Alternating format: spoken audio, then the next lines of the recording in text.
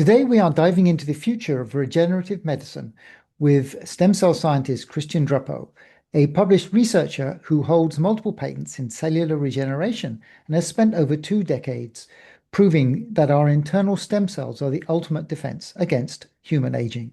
So, Christian, welcome back to Modern Healthspan, and thank you so much for joining us today. My pleasure. Thank you, Richard. So, Christian, we did speak about the amazing features of stem cells, and that was about 18 months ago, I think. And I will link to that above Mhm. for anyone who wants to go back and look at the previous recording. So, as a starting point for today, kind of to set the scene, what I'd like to do is kind of understand the importance of stem cells. So, you have referred to the stem cells as kind of the repair system, kind of in analogous to the immune system. So can you explain what you mean by that? Okay.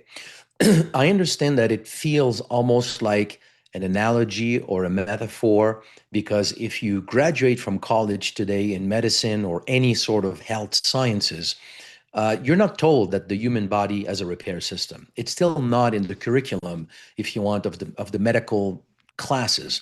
But in reality, physiologically, scientifically, the human body has a repair system just like it has an immune system.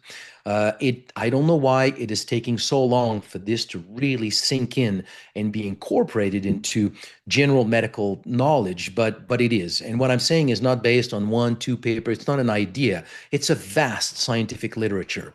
So, and let's describe them side by side to kind of really see how similar they are in the way and as relevant. So you cut yourself, you have an opening, you have as you cut yourself, bacteria gets into that cut, and then you start to have an infection.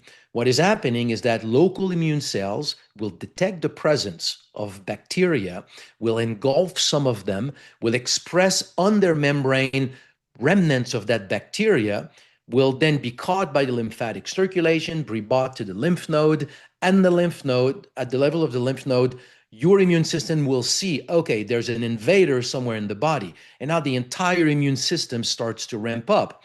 Now these cells are released back in the blood circulation. They go everywhere in the body. But when they get to that area where you have the cut, there's a signal that is telling them that's where the problem is.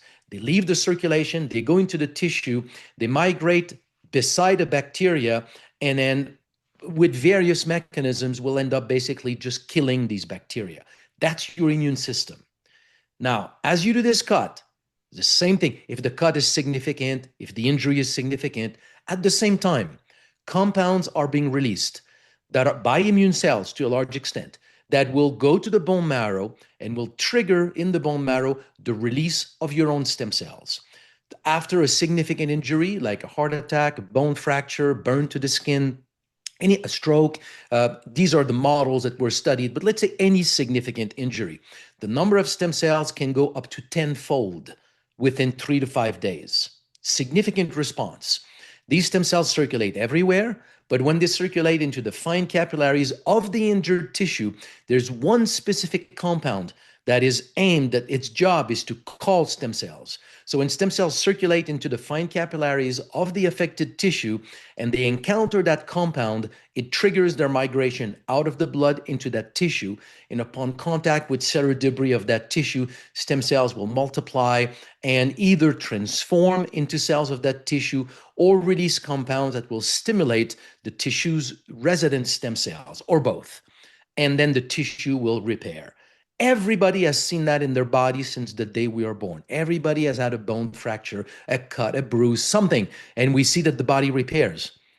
And so this is your repair system. Just like we have an immune system, we have a repair system. And how does this repair system kind of change as we age? I mean, is that the reason why we repair less well? Exactly, exactly.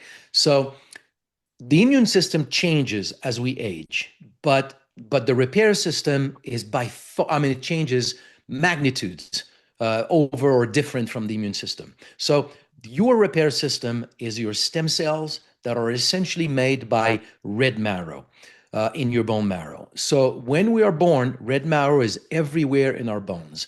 but very rapidly it kind of leaves the bone, the center of the long bones, reaches the heads of the long bones, and it slowly recedes through a process called bone marrow conversion. So your red marrow converts into fatty marrow or yellow marrow. These are fat cells, essentially.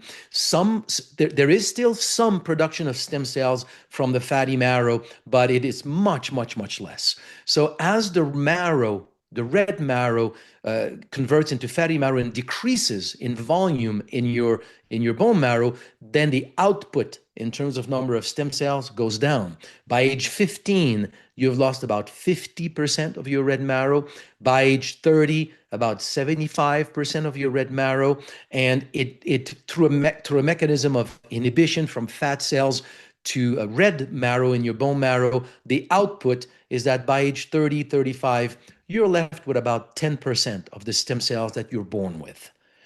And that's your repair system.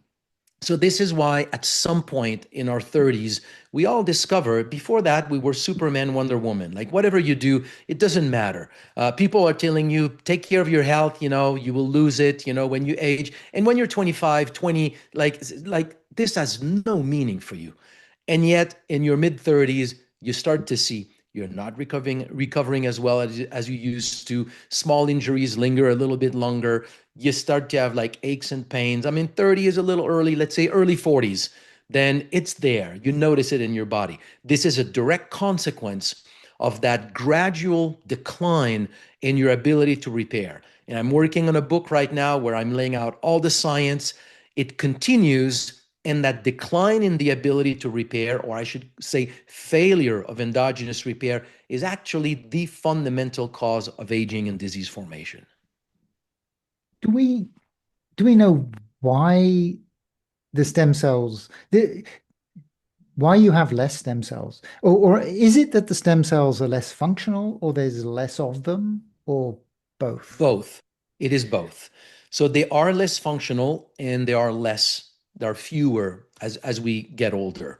They get less effective just because, like any other cells, they accumulate garbage, dysfunctions, misfolded protein stuff. Which means that autophagy is a very effective approach to rejuvenate stem cells. We know that fasting is probably the best thing to rejuvenate stem cells. But why is this happening? I mean, I don't have a great answer, but there's a reason for all things. So I think that it's simply because we have evolved over tens of thousands of years with a life expectancy of 30 years of age.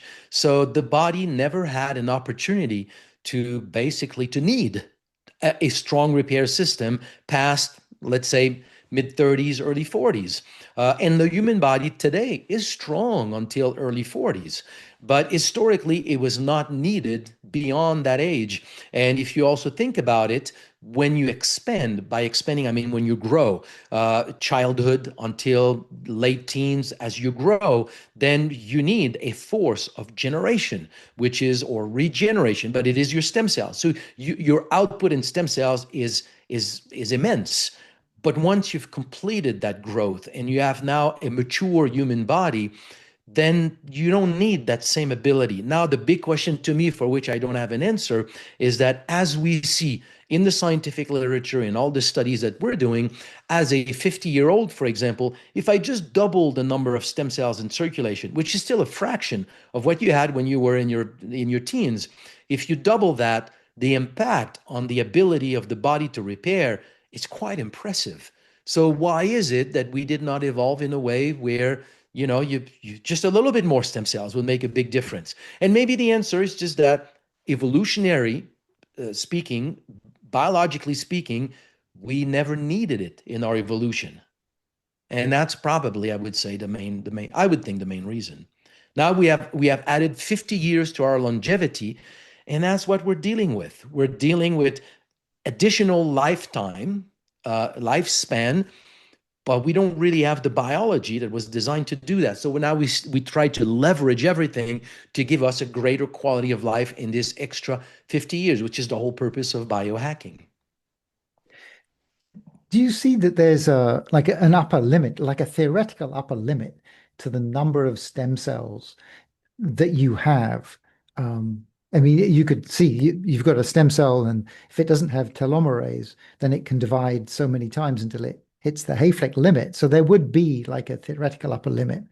I mean, if I mobilize a lot of stem cells, does that mean I have less left, or does it work that way?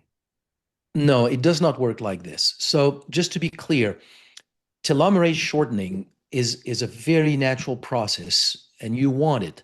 You would not want a cell moving, a stem cell moving into a tissue and becoming, let's say, a liver cell, and that liver cell right now doing its function, being exposed to toxin, doing its job to be immortal, because you know that at some point it will be damaged and it will create a problem. So you want these cells to have a limited lifespan. And that is where you have shortening of telomeres. You do have some telomere attrition in stem cells, but it's not a phenomenon that is seen in your deep, dormant, quiescent stem cells, which is really your deep bank of stem cells. So you have a deep, deep dormant stem cells deep in your bone marrow, and out of this emerges sort of faster duplicating stem cells that are your bank of stem cells that you need as you repair. And the kind of increase in the release of stem cells that we're talking about today is nothing that would put a dent in this ability to repair. So we can release them every day of our lives the way that we're talking about, and it does really have a negative impact in any way that we have seen so far. So one question on the red and yellow. So it sounds very much like but the thymus gland, right? The thymus gland turns into fat Mhm. and Mhm. involutes. But Dr. Fay has tried putting human growth hormone, and he seems to have recovered at least some of the thymus capability. Is anyone looking at being able to recover yellow bone marrow back to red? I don't think that the science has been like everything that we're talking about right now. I'm really talking on this based on a lot of studies, but like often in science, there's a gap between everything that you see being published in the scientific literature and that being a coherent understanding that is applied in that is taught in academia and applied in clinical practice. We have not yet crossed that gap. So we're in that process right now. But yes, I think when all of this has been fully understood for what it is, my next round of research, now I've spent a lot of time studying stem cell mobilization, but if I have funds to do additional research, this is where I will go. Reconversion of the bone marrow. I think that this would probably be the greatest development in longevity medicine. But right now, I won't call it a problem. It's just like the sensitivity of the whole issue is that there is a phenomenon that today is seen as reconversion of red marrow, and it's leukemia. So the way that today red marrow is seen is a disease process. I am convinced, without having any data to show, that there's probably a way of reconverting the fatty marrow into red marrow in a way that is healthy, or slowing down that process of conversion so that we end up at 50 and 60 and having more stem cells in circulation. But I'm not aware of any research that has been done on this. I found one or two paper on a drug that was used and shown to do something like that, but nothing has been really developed with it. Today, as we speak, the only thing that to me is known to do this to an extent is fasting. 3-day fasting has been shown to rejuvenate your stem cells and might also lead to some version of reconversion, but very little data on it.